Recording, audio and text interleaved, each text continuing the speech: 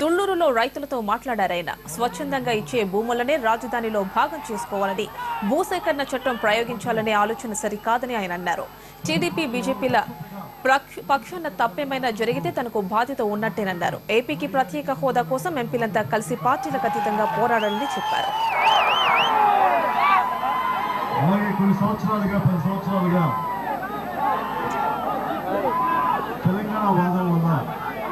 సీమాంధ్ర ప్రాంత ప్రజల్ని చంద్రశేఖరరావు గారు కృతజ్ఞతని ఎందుకు భరించారంటే, ఒక మాట అంటే తిరిగి పాలకులు చేసిన తప్పులకి, రాజకీయ నాయకులు చేసిన తప్పులకి ప్రజలు, తెలంగాణ ప్రాంత ప్రజలు కానీ, సీమాంధ్ర ప్రాంత ప్రజలు కానీ దేశం రాకూడదు అన్న ఒకే ఒక కారణం, రాష్ట్రాన్ని విడగొట్టినప్పుడు కూడా మేము బయటకు రాలేదు. కాకపోతే ఎలాంటి పరిపాలన కావాలనుకున్నప్పుడు పరిపాలన అనుభవం ఉన్న చంద్రబాబు నాయుడు గారికి మేము ఈ క్షణంలో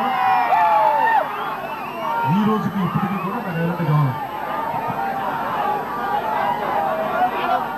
ఇప్పుడు రాజధాని ప్రకటించినప్పుడు మీరు చూసే ఉంటారు, ఒక్కసారి ప్రభుత్వం ఏర్పడ్డాక నేను ఎప్పుడు బయటికి రాలా, అవసరం లేదు. ముఖ్యమంత్రి గారు ఉన్నారు, మెంబర్ ఆఫ్ పార్లమెంట్స్ ఉన్నారు, ఎమ్మెల్యేలు ఉన్నారు, ప్రభుత్వ కార్యక్రమం ప్రజల సమస్యలు వారు తీరుస్తారు.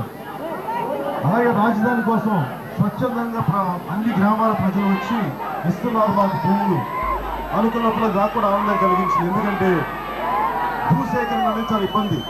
కొంతమంది ఇళ్లలోంచి నెట్టేసి మీరు మాకు భూములు కావాలంటే ఒక కొంచెం ఇబ్బంది పడుతుంది. మన ఇళ్లలో నుంచి మీరు నెట్టేసి నాకు ఇల్లు కావాలంటే నాకు ఎంత ఇబ్బంది అంటే ప్రతి ఒక్కరికి ఎంత ఇబ్బంది అవుతుంది.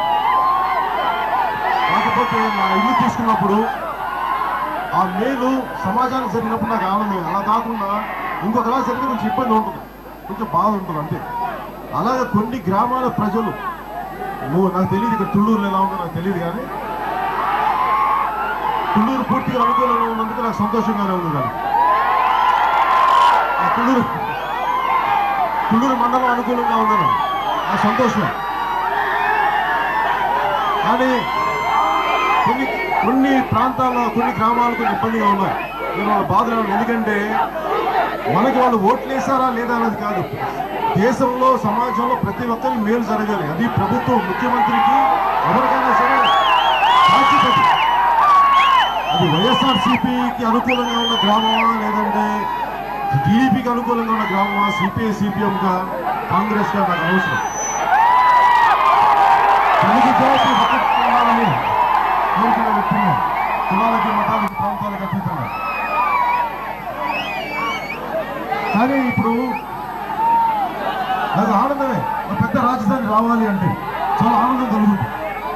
33,000 ఎకరాలు స్వచ్ఛందంగా ఇచ్చారు, దాంట్లో 29,000 స్వచ్ఛందంగా ఇచ్చారు. దానికి ప్రభుత్వం చంద్రబాబు నాయుడు గారు ఇచ్చింది కూడా బాగా, అందరూ అంటారు మాకు సరిపోతుంది. కానీ కొన్ని గ్రామాల ప్రజలు కొన్ని ఇబ్బందులు ఉన్నాయి, అది నేను అడ్రస్ చేస్తాను.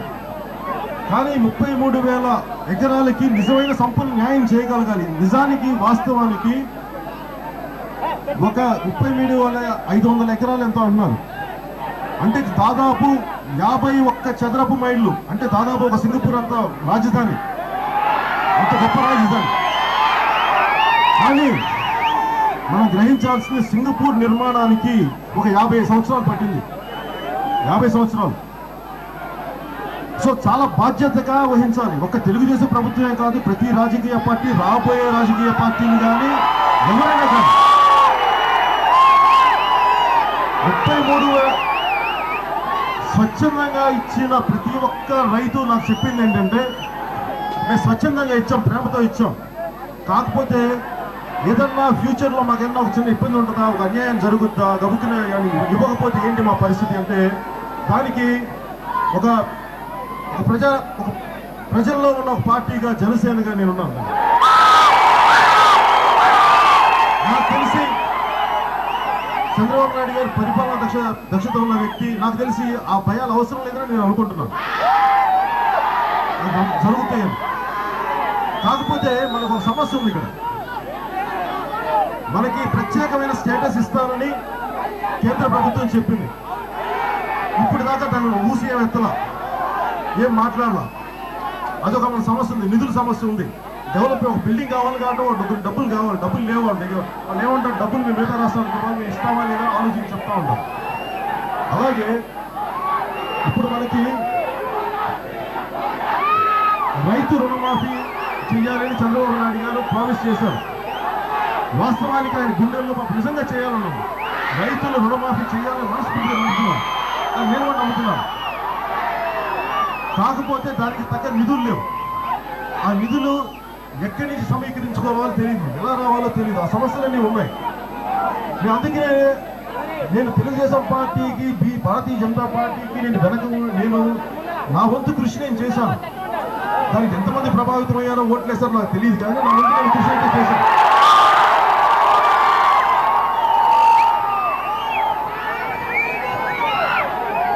అలాగే రాజధానికి కూడా నేను కృషి చేస్తాను. కాకపోతే మనం ఎవరైనా సరే మన ఇంట్లో అన్నదమ్ములు అందరూ అక్క చెల్లెలు అందరూ ఆనందంగా ఉండాలని కోరుకుంటాం, కానీ ఒకళ్ళు ఏడుస్తూ ఉంటే మిగతా వాళ్ళు ఆనందం ఉంటే నాకు నచ్చదు.